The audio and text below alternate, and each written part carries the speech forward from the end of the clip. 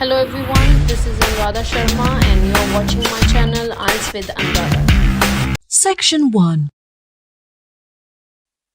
You will hear a woman phoning about her membership of a carpool, a type of car-sharing organisation. First, you have some time to look at questions 1 to 4.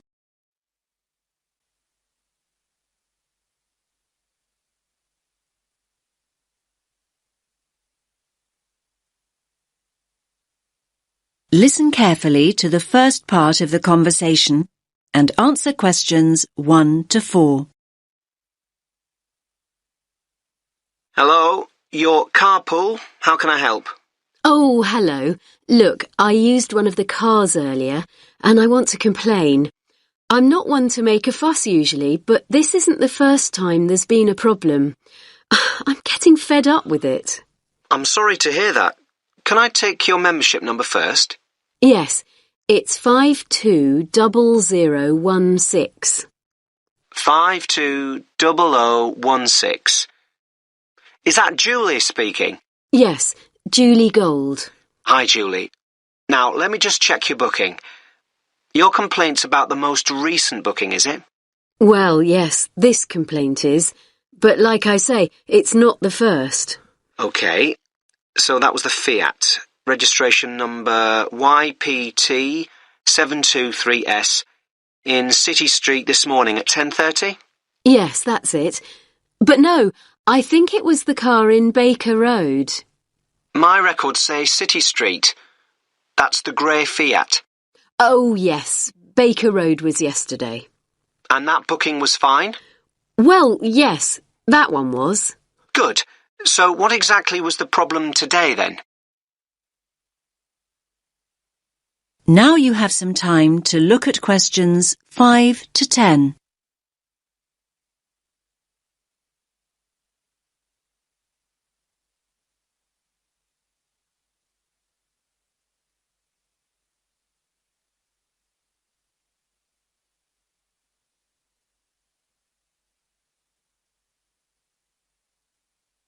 Now listen to the rest of the conversation and answer questions 5 to 10. OK, I went to pick the car up and it wasn't in the parking bay. I was in quite a hurry and I have to say it was very stressful. Of course, I thought somebody else still had the car out. Anyway, I was about to phone when I saw the car on the other side of the street about 100 metres down. Can't you make it clear to users that they have to park the cars back in the bays? Well, yes, we do. If I had to guess, I'd say that the previous user left it there because the bay was occupied.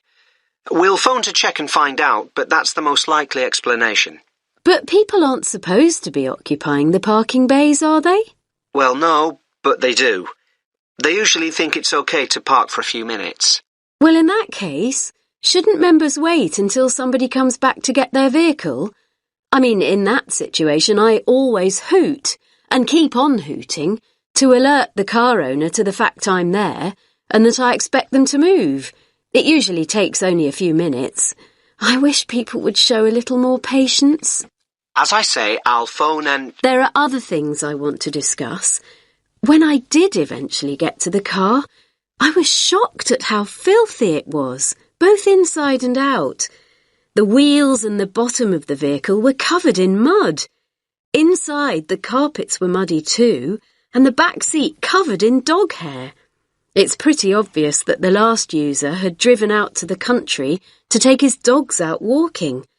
Can't there be some rules about what people can and can't use the cars for? I hear what you're saying, Julie. I think this is a fair point, and I'm very sorry.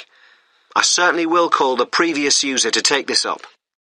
And make sure that the cars are given a decent valeting every so often.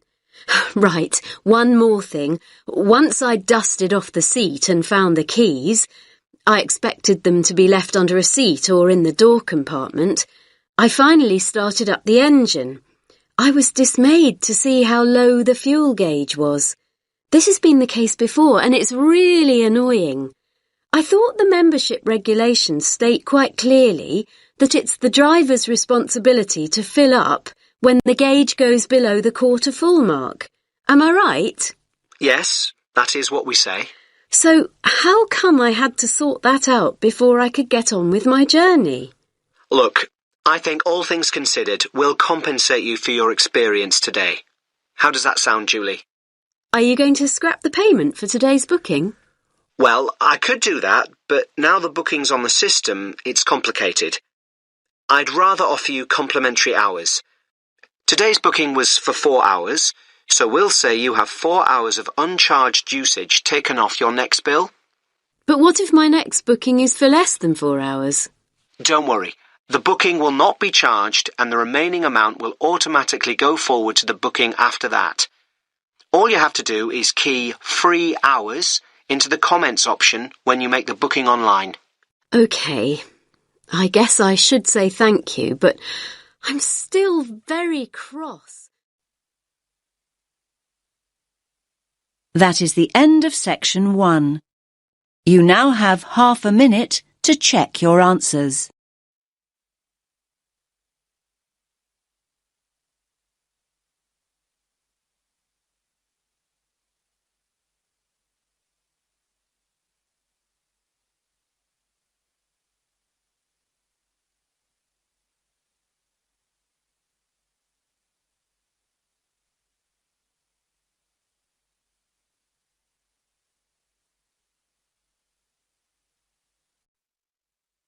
Now turn to section 2. Section 2. You will hear a man talking to teenagers about archery.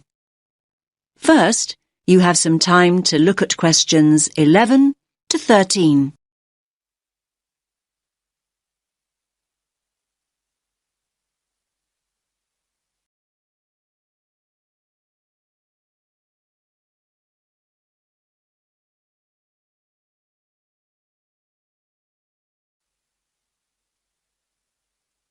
Listen carefully to the first part of the talk and answer questions 11 to 13. OK, can you gather round again? Is everyone here? No, we're missing 2. Ah, here they come now. Right, the next activity is the last one before lunch.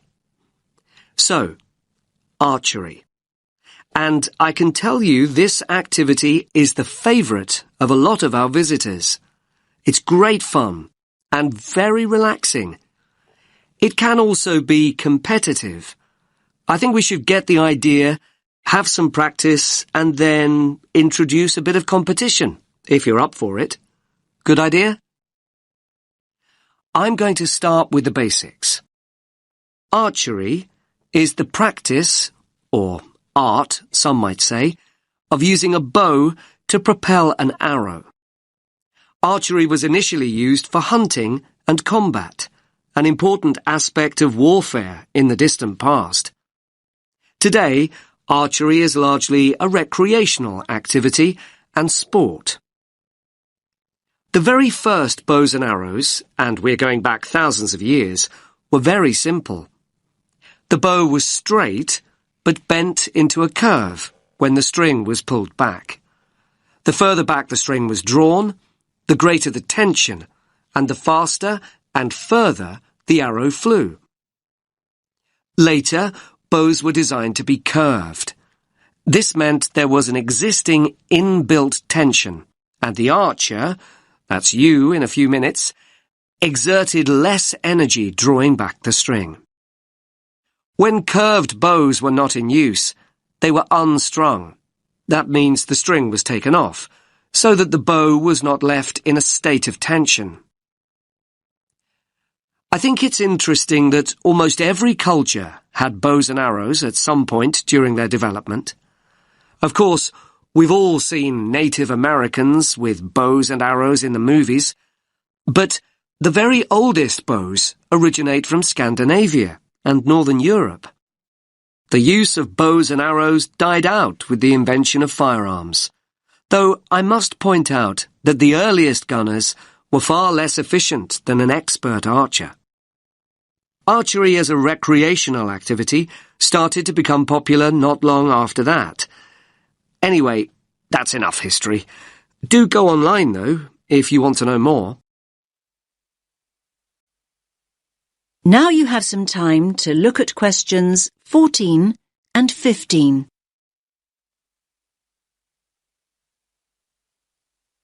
Now listen to the next part of the talk and answer questions 14 and 15. Right, the practical side. First of all, safety. Now, you might have played with bows and arrows when you were kids, but these bows and arrows aren't toys. They're not dangerous if used properly and safely, but they certainly can be dangerous if used carelessly. So everyone, please stand here on this side of the line until I say otherwise. Nobody walks towards the targets until I say it's safe to do so. When I say so, everyone puts down their bow, and then we can all go into the target area. Each of you will fire one at a time. I don't want to see anyone load their bow when it's not their turn. When you've fired, you put your bow down and wait until it's your turn again. Is that clear? Now you have some time to look at questions 16 to 20.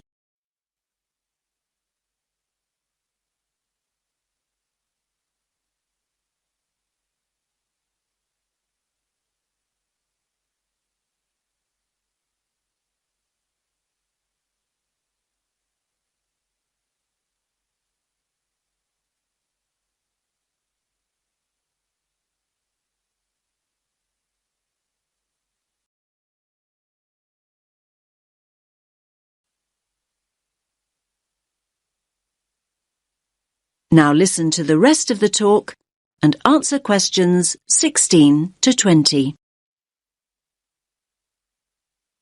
Let's take a look at the equipment.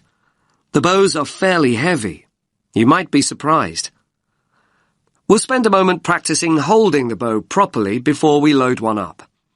I'm holding it now, in the position in which you'll hold it. The drawstring is here, and again you might be surprised at the tension. You'll need to practice drawing back the string. Just above the middle of the bow, here, is the sight. You look through this as you would with a rifle. Using a bow and arrow without a sight is perfectly possible. Most master archers do this, but having one will certainly help you to start off with. Now I'll put the bow down and show you an arrow. The shafts of our arrows are wooden, but fiberglass arrow shafts are now common too.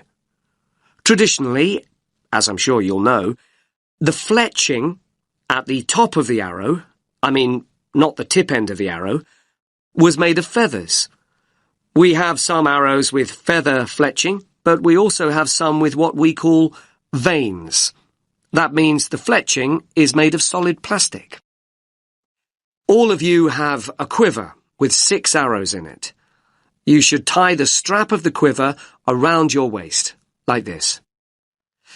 As I've said, you take an arrow from your quiver when I say so, when it's your turn and not before. Oh, I nearly forgot. Protection. Everyone has a chest guard and hand guard, like those that I'm wearing. I'll show you how to put the chest guard on in a moment. And a bracer. The bracer's a smaller arm pad that protects the inside of your arm from the string. For those of you in a t-shirt today, that's important. But the bracer will also stop the string catching on the sleeve of a jumper or jacket. Right, so before we pick up the bows, let's have a look at these chest guards. That is the end of section 2. You now have half a minute to check your answers.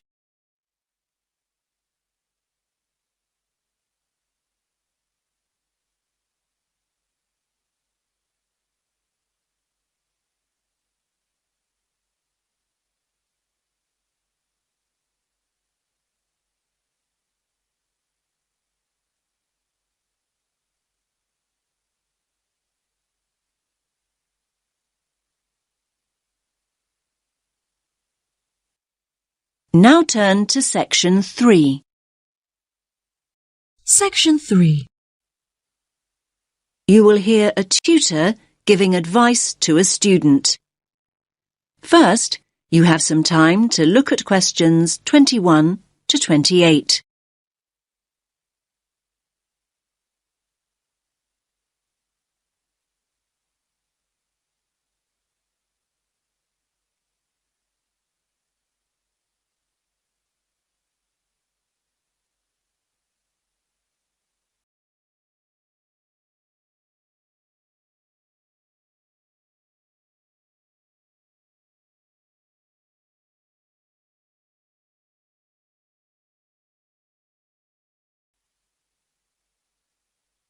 Listen carefully to the first part of the conversation and answer questions 21 to 28. Hi, Leo. What is it you wanted to ask me about? I'm worried about the exams. I don't mean if I pass them or not. I mean about revising. I don't think I know how to revise. I mean, every time I start looking back over my work, I just switch off. I can't concentrate. I don't think you're the first student that ever said that, Leo. Are you revising at the right time? I mean, are you leaving it until too late at night when you've got no energy left? It's hard to achieve anything when you're exhausted. No, not really. It doesn't seem to make any difference what time it is. Well, are you worrying too much about the subjects you feel you're not very good at? I mean, are you revising only what you find difficult? I guess I am doing that. Isn't that the best approach to revision? Not necessarily. I'd say it's better to revise something you enjoy and something you feel confident about first. That'll get you into the swing of things, and then you can go on to more challenging things. Anyway, you have to think about the whole purpose of revision. Is the objective to do as well as you possibly can in your strong subjects, or to bring your weaker subjects up to an acceptable level? I'm not sure I see the point of revising what I think I'll pass anyway. But revising a stronger subject might mean getting an A grade rather than a B. That might be more rewarding and beneficial in the long run. You might look back and feel a greater sense of pride in getting a couple of A grades than you would about scraping through 3 or 4 other subjects. Yes, I see what you're saying. I hadn't thought about it like that before. I'm not saying that that's what you should do. I'm trying to help you see the possibilities. Yes, I see that. Do you think I should accept that there are 1 or 2 subjects I'll fail and just forget about them? Oh, I wouldn't want to give you that advice. I think you should go into each of the exams at least hoping for a pass grade. My advice would be to set a time limit on how long you'll spend on each subject. You may want to spend a little longer on the subjects you find most difficult, but not an excessive amount of time. Yes, thanks. That's helpful advice. Do you have any more tips about how to go about the actual studying? I mean, how can I keep focused? Well, what sort of learner do you think you are? What do you mean? Well, if you're a visual learner, you like seeing things. From what I know of you, I think you probably are a very visual learner. So what does that mean in terms of revising? You probably learn best with images or diagrams. You could try organising information into tables or flowcharts. I do sometimes make mind maps. Good idea. I think mind maps can really help you organise your thoughts. And another thing, have you thought about revising with other students? I didn't think that would be a good idea. I mean, if I can't concentrate by myself, I certainly wouldn't be able to concentrate when there's another person there to distract me. Now you have some time to look at questions 29 and 30.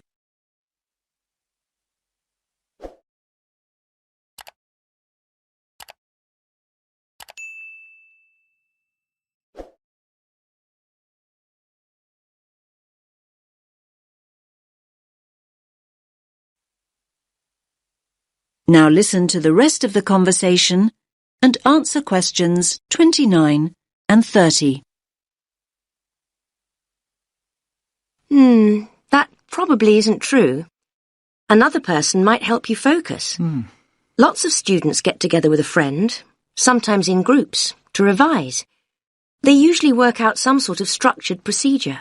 OK, I'll think about it. I guess with a friend you could test each other. I mean, revise for a while and then take it in turns to ask each other questions. Now you're thinking in the right direction. You could also write short summaries or essay introductions, say, and then read and comment on each other's work. Both positive and critical comments coming from a peer can be very helpful.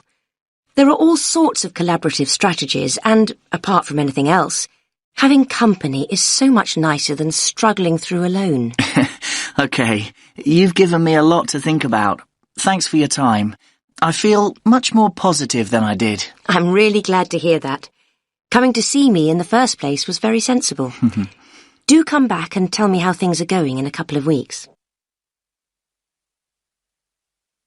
That is the end of section 3. You now have half a minute to check your answers.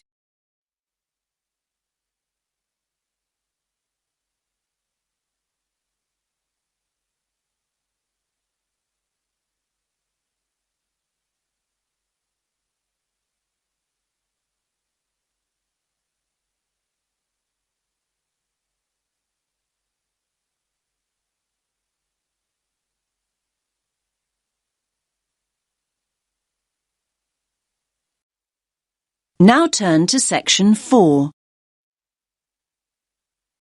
Section 4. You will hear part of a lecture about the film director Alfred Hitchcock. First, you have some time to look at questions 31 to 40.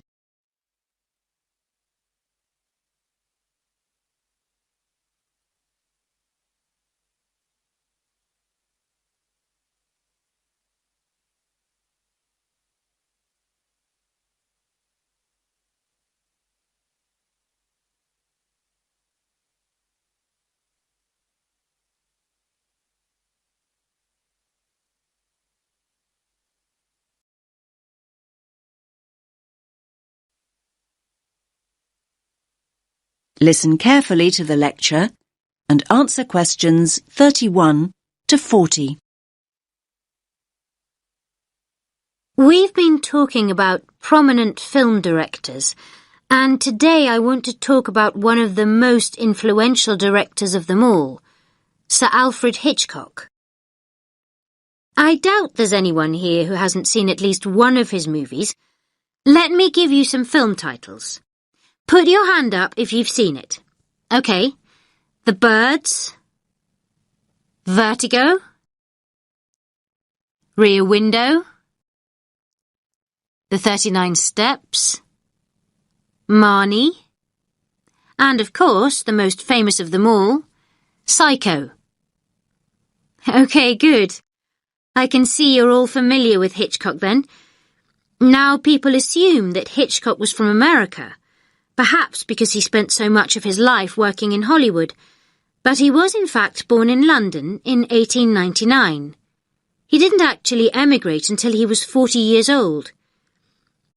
Most film critics would agree that Hitchcock had a huge impact on cinema. And you may be surprised to learn that he started making movies as early as the 1920s, when most films were silent. His first attempt, in 1922, actually ended in disaster. The film was ironically called Number 13, and production stopped at a late stage due to financial problems. But before he left Britain in 1939, he'd already made classics like Blackmail, the first film with sound made in Britain, The Man Who Knew Too Much, and The 39 Steps, and he was considered Britain's top director. So why was Hitchcock so influential?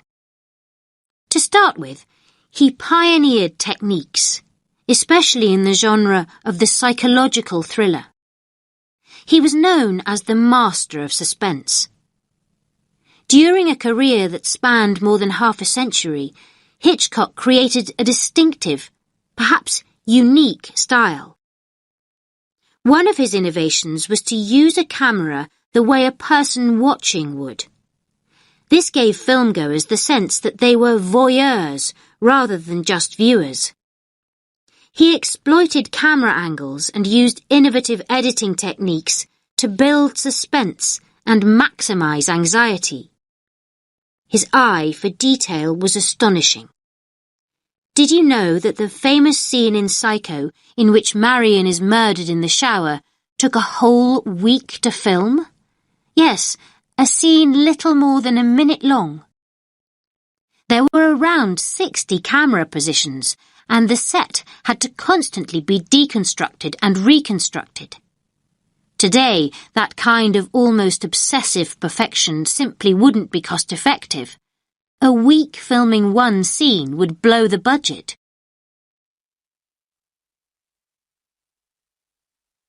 So what were Hitchcock films about, and who were some of his typical characters?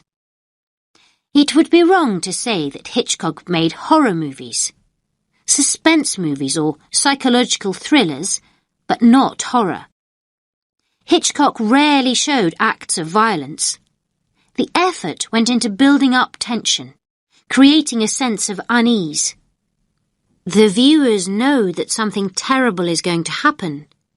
They don't need to actually see it. Although his stories feature psychopaths, murderers and fugitives on the run, the real strength of his work is the complex examination of his characters. His movies borrow many themes from psychoanalysis, so it's not surprising that his masterpiece is called Psycho. However, a recurring theme in Hitchcock's stories is the twist ending. That's when the story ends in the way viewers least expect it to. I mean, the good guy turns out to be the bad guy, for example. Think of Psycho. It's the element of surprise that makes the end so creepy. Now, Hitchcock's movies feature many other elements of surprise. Daring elements, in fact. Again, I'll refer to Psycho. Marion is the principal character, and it is her that the viewer relates to and empathizes with. Marion has stolen money, and the viewer wants to know if she will get away with her crime or be caught and punished. Suddenly, a third of the way into the story, Marion is murdered, and the entire dynamic changes. The original storyline is put on hold, and a whole new story begins. No longer able to identify with Marion, the viewer begins to empathize with the new principal character, and that, of course, is the murderer, Norman. In this way, Hitchcock manipulates the audience into seeing the story from a whole new perspective. Did you know that Hitchcock played a small part in each of his movies? He always had a cameo role, and this was a very clever move, as it helped him become known. Filmgoers could put a face to the director. Some might even say that before Hitchcock, the director was a far less significant individual in the filmmaking process. Nowadays, however, people go to see a particular director's movie regardless of who's starring in it. That is the end of section 4. You now have half a minute to check your answers.